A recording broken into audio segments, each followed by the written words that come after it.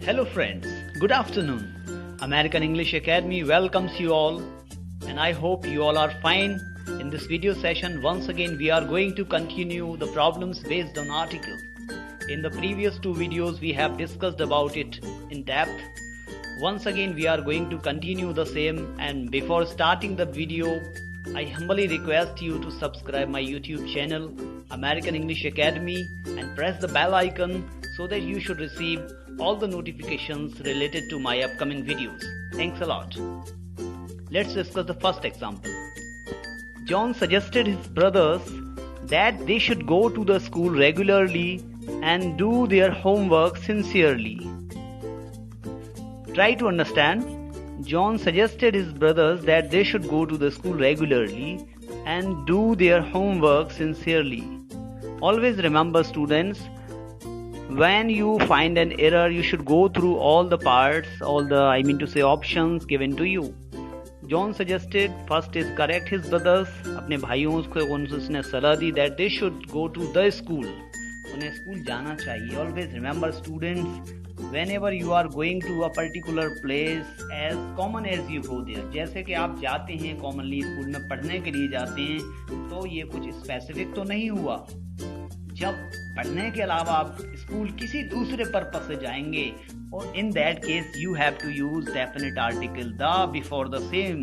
But here you are going to school for studying only. यहाँ पर आप school पढ़ने जा रहे हैं, किसी दूसरे स्पेसिफिक पर्पस से नहीं जा रहे हैं, तो यहाँ पर the का यूज इनकरेक्ट है. It should be go to school. So the correct answer of this question is option number C. Go to school. Let's come to the next question.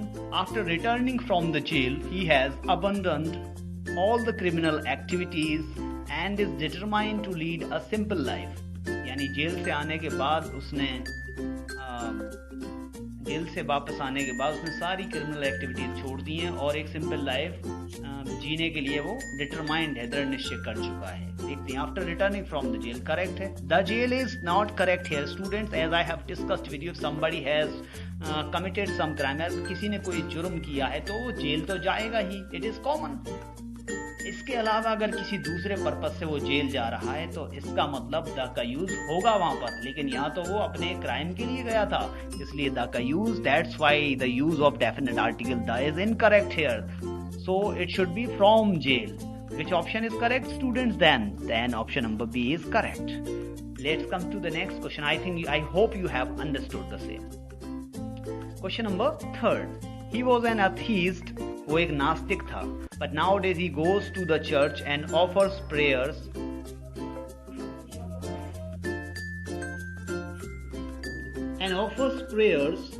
For hours. Let's discuss. He was an atheist. एक नास्तिक था, लेकिन इन दिनों वो church जाता है और prayer घंटों तक करता है. I have already discussed with you in the previous examples that when somebody goes to a particular place, as common as he or she goes, जैसे वो आम तौर पर जाता है उन जगहों पर, अगर वो उसी पर्पस से जा रहा है तो उस केस में उन स्पॉट्स से पहले डेफिनेट आर्टिकल द का यूज नहीं होगा. अगर उसके अतिरिक्त वो किसी दूसरे पर्पस से, किसी दूसरे उद्देश्य से उन जगहों पर जा रहा है, तब डेफिनेट आर्टिकल द का यूज होगा. लेकिन यहाँ आप जानते हैं कि चर्च, मॉस्क, टेम्पल सभी लोग प्रेयर करने जाते हैं और वो भी जाता है, इसलिए यहाँ पर डेफिनेट आर्टिकल द का यूज नहीं होगा. It should be go to church. So which option is correct? Option number B is correct. Now we shall discuss question number 4th. His father forbade him to go to cinema late at night. उसके forbade is the second form of forbid. यानी उसके father ने उसे देर रात cinema जाने से मना कर दिया. Remember students, go to the cinema, the circus, the theater. Go to the cinema, go to the theater, go to the circus. All these are idiomatics and idiomatics cannot be changed. So here you have to use definite article the before cinema. What will you use, students? Definite article the. Go to the cinema because it is idiomatic. So which option is correct? ये go to the cinema, go to the church, go to the cinema, go to the circus, go to the theater, ये सब idiomatic हैं और idiomatic में यहाँ पर definite article the का use होता है, इसलिए cinema से पहले definite article the लगेगा. So which option is correct? कौन सा option सही है? C correct. Let's discuss question number next.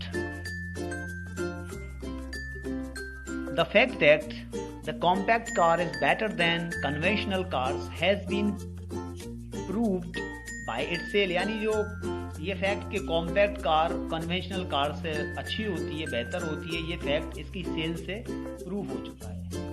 The compact car is correct. ये कॉम्पैक्ट कार जो शब्द दे रखा है द कॉम्पैक्ट, ये तो करेक्ट है because compact is a particular kind of car. क्योंकि जो है कॉम्पैक्ट जो है एक पर्टिकुलर टाइप की कार होती है, कन्वेंशनल कार्स कोई पर्टिकुलर कार नहीं होती, इसलिए इससे पहले द नहीं आएगा. बाकी सेंटेंस करेक्ट है. So there is no error in this sentence. So which option is correct? E. Let's come to question number 5. Sorry, 5 is already discussed. Now question number 6. There was little milk in the bottle and she gave it to the baby when it started weeping. यानी बोतल में थोड़ा सा दूध था और वो दूध उसने जब बच्चा रोने लगा तो उसने उसको दे दिया, यानी माँ ने दे दिया. Always remember student, little means equal to nothing. Little का मतलब होता है न के बराबर and it is used in negative sense. Little negative sense में यूज होता है, जबकि दूध तो दिया था उसने बच्चे को, जब दिया था तो इसका मतलब कुछ था, इसका मतलब लिटिल इनकरेक्ट है. So what is correct? A little means some. So what should we write here students? It should be a little. So which option is correct? कौन सा ऑप्शन करेक्ट है? Option number A. A little का मतलब होता है थोड़ा. Let's discuss question number 7. He leads a very busy life, so he goes everywhere by a car. Very important question. Try to understand this thoroughly. यानी वे बड़े busy life जीता है और इसीलिए हर जगह कार से जाता है. Always remember students, whenever the name of the vehicle is given, it should be whenever you are given preposition by. By के बाद vehicle का नाम अगर दे रखा है, किसी भी वाहन का नाम दिया है तो कोई भी आर्टिकल नहीं आएगा उसके बाद, याद रखिए हमेशा. By car, for example by car, by bus, by train. So which option is correct here students? Option number C, option number D is correct. A car is incorrect here. A car यहाँ पर गलत है. It should be only by car. By car, by car. And one more thing, there are a few points to be discuss. कुछ और भी चीजें हैं इस एग्जाम्पल से जुड़ी हुई डिस्कस करने के लिए, ध्यान दीजिएगा. इस रूल का एक एक्सेप्शन भी है, अपवाद भी है. अगर आपको कोई पर्टिकुलर चीज दिया गया, for example I go to Agra by the 7:30 train, मैं आगरा 7:30 वाली ट्रेन से जाऊंगा. तो बाय द 7:30 ट्रेन, ध्यान दीजिए बाय द 7, अब ये 7:30 ट्रेन तो पर्टिकुलर हो गया ना, तो इस केस में बाय के बीच में डेफिनेट आर्टिकल द का यूज हो जाएगा, याद रखिएगा. I go to Kannauj by 6:30 train like that, तो फिर द आ जाएगा उस केस में. अगर ऐसा है पर्टिकुलर बनाने के लिए तो डेफिनेट आर्टिकल द का यूज हो जाएगा. और भी कुछ चीजें हैं, there are some more things to be discuss related to this example. और भी कुछ चीजें इस एग्जाम्पल से जुड़ी हुई डिस्कस करनी है, देखते हैं.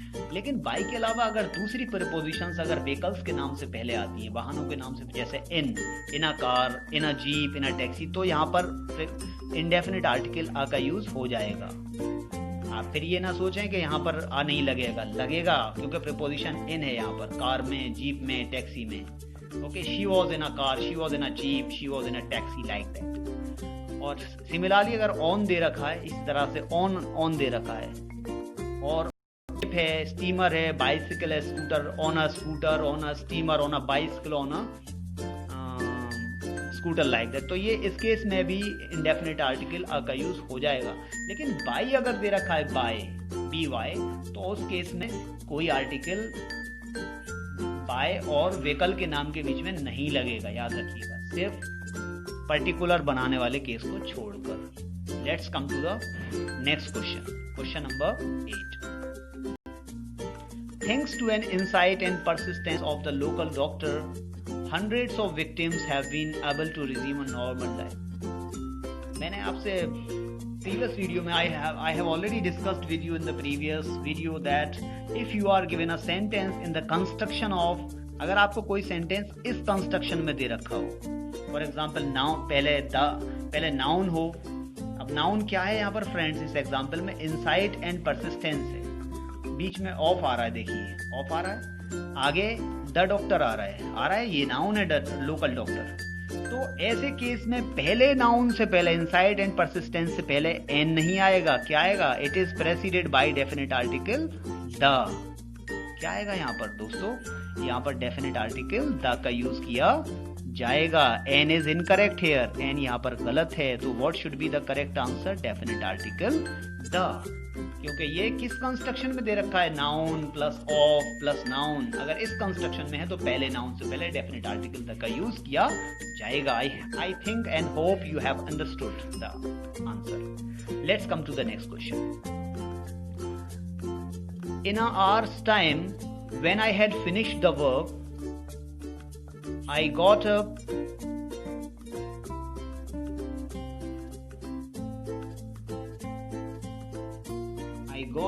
and slipped out unnoticed.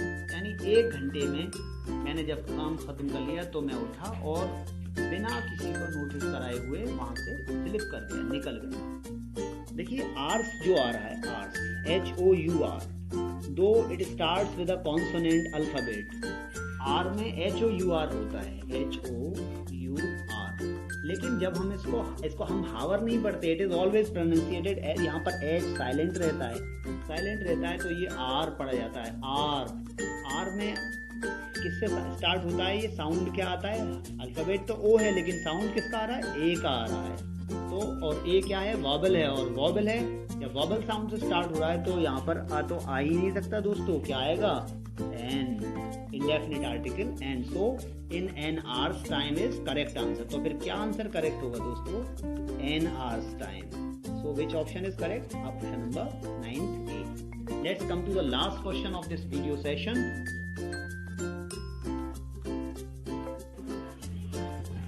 He uses the mock heroic style to depict a violence.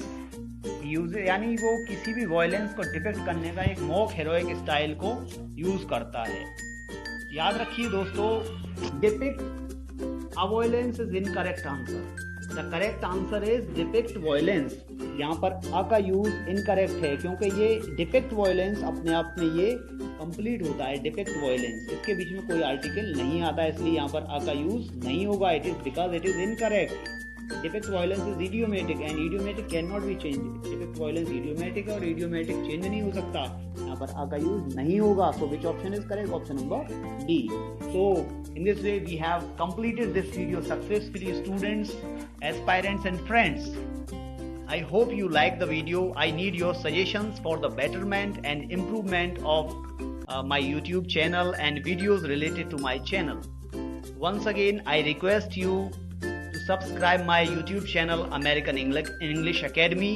Kindly watch the videos completely, share and like them.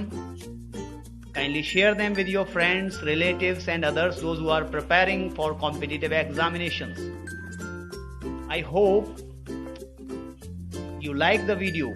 Once again, I request for the same. Kindly keep motivating and supporting me. Thanks a lot. Thanks very much for watching this video. Bye-bye. Take care. We shall meet in the next video. Bye-bye.